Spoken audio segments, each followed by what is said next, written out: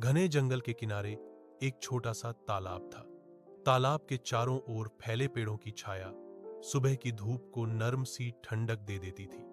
वहीं एक शांत, संयमी और धीरे धीरे दुनिया को समझने वाला कछुआ रहता था, जिसका नाम काई था। काई अपनी धीमी चाल और गहराई से सोचने की आदत के लिए मशहूर था। जंगल के जानवर उसे सम्मान से देखते थे, क्योंकि वह कम बोलता था, पर जब भी बोलता था तो उसमें सालों का अनुभव छिपा होता था। उसी तालाब के दूसरी ओर एक बिच्छू रहता था, छोटा सा लेकिन तेज दिमाग वाला। उसका नाम वीरज था। वीरज तेज, चुस्त, बुद्धिमान पर थोड़ा सा चंचल था। उसकी एक आदत थी, वह कभी किसी पर विश्वास नहीं करता था और न ही कोई उस पर भरोसा करता था। एक दिन जंगल में भारी बारिश शुरू हो गई। बारिश इतनी तेज थी कि कई छोटे छोटे जीवों के घर पानी में बह गए। तालाब के किनारे बने छोटे छोटे बिल भर गए। वीरज का घर भी पानी में डूबने लगा और उसे वहां से निकलना पड़ा। वह जल्दी जल्दी ऊंची जगह खोजने लगा। तभी उसकी नजर तालाब के बीच की तरफ गई, जहां एक बड़ा पहाड़ी टीला था, जिस पर जाकर कोई भी सुरक्षित रह सकता था। लेकिन उस टीले तक पहुंचने के लिए तालाब को पार करना जरूरी था। वीरज तैर नहीं सकता था। उसके नाजुक पैरों और नुकीली डंक को पानी बिल्कुल रास नहीं आता था। फिर भी वह किनारे किनारे भागता हुआ उस तरफ देखने लगा जहां कछुआ काई अकेला बारिश से बचने की कोशिश कर रहा था। वीरज सोच में पड़ा, अगर मैं कछुए से मदद मांगूं तो क्या वह मेरी मदद करेगा? क्या वह मुझ पर भरोसा करेगा? सब जानते हैं कि मैं आसानी से भरोसे के लायक नहीं हूं। लेकिन समय कम था और बारिश लगातार बढ़ रही थी। आखिरकार उसने हिम्मत जुटाई और कछुए के पास पहुंचकर बोला, काई, मुझे उस ऊंचे टीले तक पहुंचना है। मेरा घर पानी में डूब गया है। तू मेरी मदद कर दे। मुझे अपनी पीठ पर बैठाकर उस टीले तक पहुंचा दे। कछुए ने उसकी तरफ देखा। उसके शांत चेहरे पर कोई भाव नहीं आया, मगर उसके मन में कई सवाल उठे। यह वही बिच्छू है जो कभी किसी पर विश्वास नहीं करता और जिसकी वजह से कई बार जानवर घायल हो चुके हैं। अगर यह आधे रास्ते में डंक मार दे तो मैं तो डूब जाऊंगा। कछुए ने धीरे से कहा, वीरज, तुम्हारा डंक बड़ा तेज है। मैं कैसे यकीन करूं कि तू मुझे नुकसान नहीं पहुंचाएगा? वीरज ने तुरंत जवाब दिया, अगर मैंने तुझे डंक मारा तो मैं भी पानी में मर जाऊंगा। मैं इतना मूर्ख नहीं हूं। मेरी भी जान प्यारी है। उसकी आवाज में डर और सच्चाई दोनों थे। कछुए ने थोड़ा सोचा और फिर कहा, ठीक है, पर तू रास्ते में कुछ उल्टा सीधा नहीं करेगा, वरना हम दोनों ही खतरे में पड़ जाएंगे। वीरज ने सिर हिलाया और कछुआ पानी में उतर गया। बिच्छू सावधानी से उसकी पीठ पर चढ़ गया। बारिश तेज होती जा रही थी, पर कछुआ मजबूती से तैरने लगा।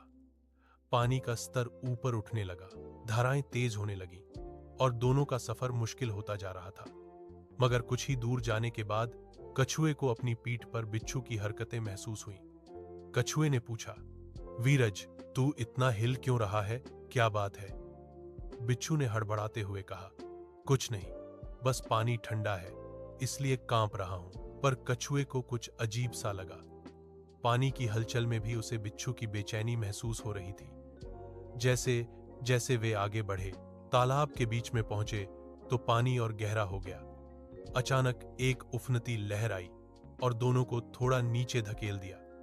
काई ने अपनी पूरी ताकत लगाकर खुद को संभाला।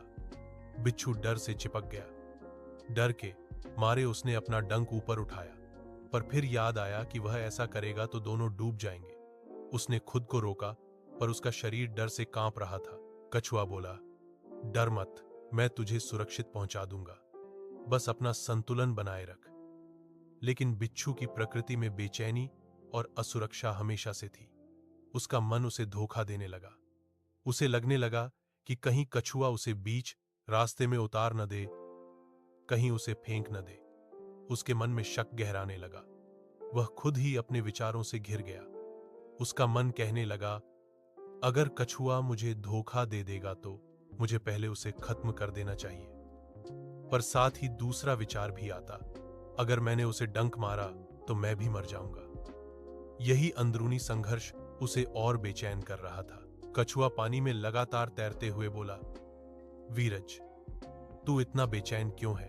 हम लगभग पहुंच ही गए हैं।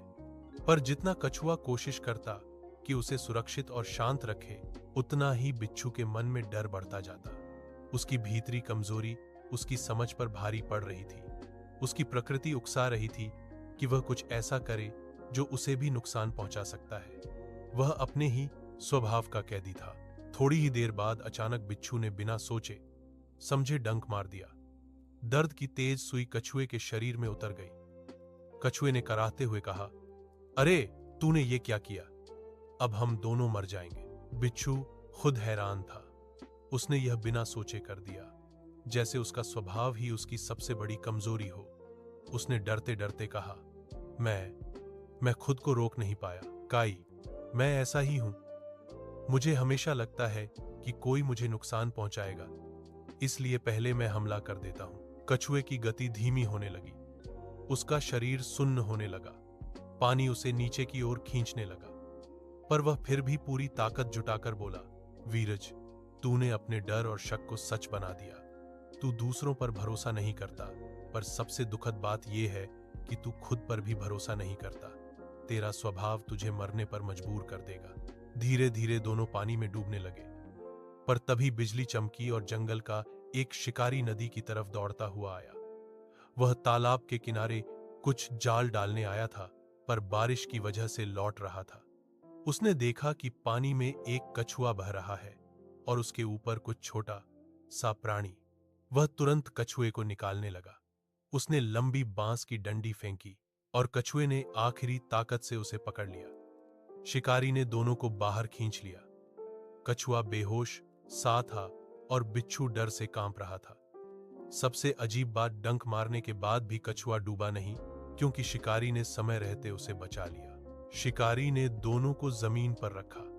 बिच्छू तुरंत दूर हट गया। वह जानता था कि इंसान उसके लिए खतरा हो सकता है। कछुआ धीरे धीरे होश में आया। बारिश कम होने लगी। शिकारी को लगा कि शायद ये दोनों किसी तरह तालाब की धारा में बह गए होंगे। वह अपनी चीजें समेटकर चला गया। अब बिच्छू और कछुआ अकेले थे। काफी देर की खामोशी के बाद कछुआ बोला, वीरज, तूने मुझे डंक मारकर क्या पाया? मैं तो फिर भी बच गया, पर क्या तूने खुद को बचा लिया? बिच्छू अपनी गलती से टूट चुका था। उसने धीमी आवाज में कहा, काई, मुझे लगता है मेरा असली दुश्मन मैं खुद हूं। मेरा डर, मेरा शक, मेरा स्वभाव, ये मुझे जिंदा रहना भी मुश्किल कर देता है। मैं दूसरों को चोट पहुंचाकर खुद ही दुखी हो जाता हूं। अगर तू मुझे फिर एक मौका दे सके तो मैं खुद को बदलना चाहता हूं। कछुए ने उसे देखा। उसका शरीर अभी भी डंक के असर से दर्द कर रहा था। फिर भी उसने कहा, वीरज, हर जीव में बदलने की क्षमता होती है, बस उसके अंदर सच्ची इच्छा होनी चाहिए। गलती करने वाला वही है जो सीखने से इनकार करे। अगर तू सच में बदलना चाहता है तो मैं तेरी मदद करूंगा। बिच्छू की आंखें भर आईं। वह पहली बार किसी ने उससे बिना डर के बात की थी। कछुए ने बड़ी मुश्किल से अपने पैर हिलाए। वह फिर तैरकर अपने घर की तरफ लौटने लगा। बिच्छू उसके साथ साथ चलता रहा। इस बार उसने दूरी बनाए रखी ताकि कछुए को कोई डर न लगे। कुछ दिनों बाद बारिश रुक गई। तालाब शांत हो गया। कछुए की चोट भी ठीक होने लगी। और सबसे बड़ा बदलाव, बिच्छू अब अक्सर कछुए से मिलने आने लगा। वह उससे सवाल पूछता, बातें करता और धीरे धीरे उसने अपने स्वभाव पर काबू पाना सीख लिया। वह अब गुस्से से पहले सोचने लगा, शक होने पर बातचीत करने लगा और किसी को चोट पहुंचाने से पहले खुद को रोकना सीखने लगा। समय बीतता गया। अब तालाब के किनारे एक नई दोस्ती खिल चुकी थी। एक ऐसे जीव की दोस्ती जिसने भरोसा करना कभी जाना ही नहीं था और दूसरे की जिसने उसे भरोसा करना सिखाया। कछुआ हर बार मुस्कुराकर कहता, सफर सिर्फ जगह बदलने से नहीं होता। सफर तब होता है जब इंसान या जीव अपने अंदर कुछ बदलता है। और बिच्छू हर बार सिर झुकाकर कहता, अगर उस दिन तू मेरी पीठ पर न बैठा था तो मैं कभी खुद को पहचान ही नहीं पाता। दोनों का सफर कठिन था, खतरों से भरा था, मगर सबसे बड़ा सफर, दिल का सफर, अंत में जीत गया। यही है बिच्छू और कछुए के सफर की कहानी। डर, भरोसे, गलती और बदलाव की एक लंबी, निरंतर यात्रा। ऐसी और रोचक और प्रेरणादायक कहानियों के लिए चैनल को सब्सक्राइब करें।